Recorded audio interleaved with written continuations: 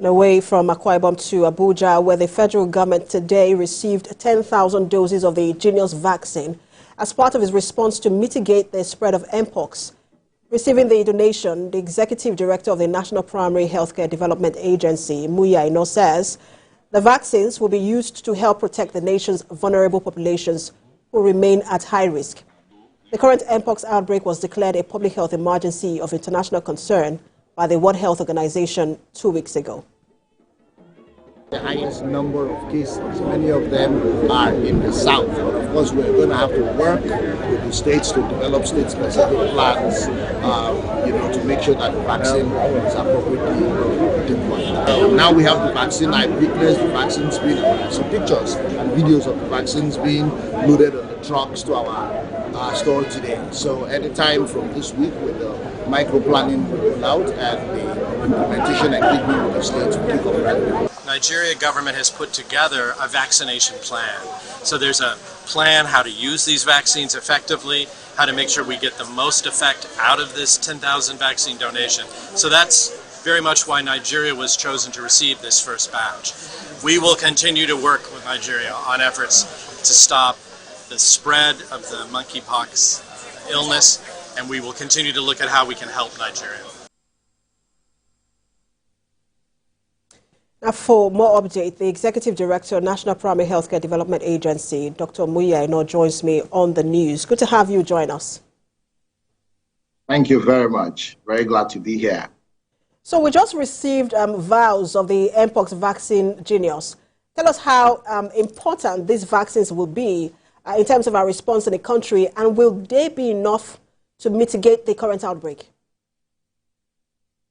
I think, like many people already know, part of the objectives of President Tinubu's Nigeria Health Sector Renewal Investment Initiative is to make basic health care, including preventive care, available for all Nigerians.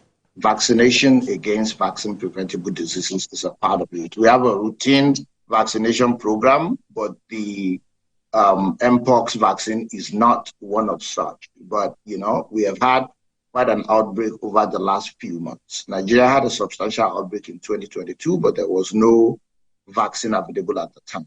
We've had a few cases, about 37 cases in all as at the last count across the country, which is substantial.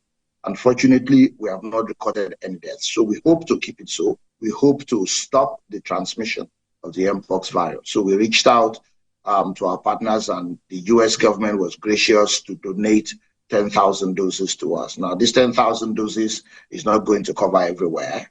It's important to state that globally, there are only about 200,000 doses available in this first wave. We're able to get 10,000, so we're working with states to prioritize where we will deploy it, targeting the most vulnerable populations, the frontline health workers, and co.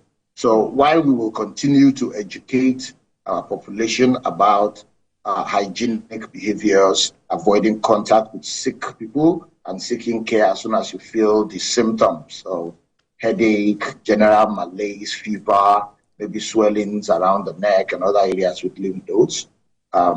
We need to, the vaccine is a critical addition to our strategy as a country. Thank you.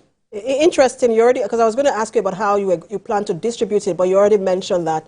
So let's talk about the struggle with vaccine supply in Africa, especially now that the demand for these vaccines is quite high. Given the mpox outbreak being a global public health emergency now, has been declared by WHO. Do we have plans of production locally? Because there was a plan like that for COVID-19. What is the plan to acquire more?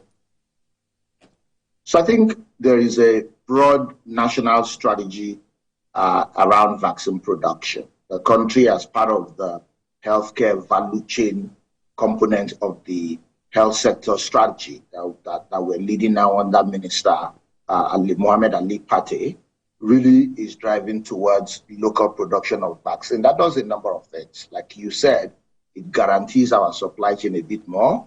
It also saves us costs, at least in the long run. However, vaccine production is not an on or off thing. It's a long lead time to build the capabilities and the competence to do it. So while we have made substantial progress in this demand, it's targeting vaccines for some of the diseases that affect us a lot more. I think the incidence of monkeypox in Nigeria at this time may not, in my perspective, warrant it being the priority vaccine that we will focus on. But there are many other illnesses, measles vaccines, yellow fever vaccines, even Lassa fever vaccines that are sometimes unique to us, but more importantly, they affect a lot more of our people. I think those are the immediate priorities. Thank you. Thank you so much, Dr. Muya. I'm sure that we'll have you again and again as you make plans to mitigate this current outbreak. We've been speaking with Executive Director, National Primary Healthcare Development Agency, Dr. Muya. Thank you for your time.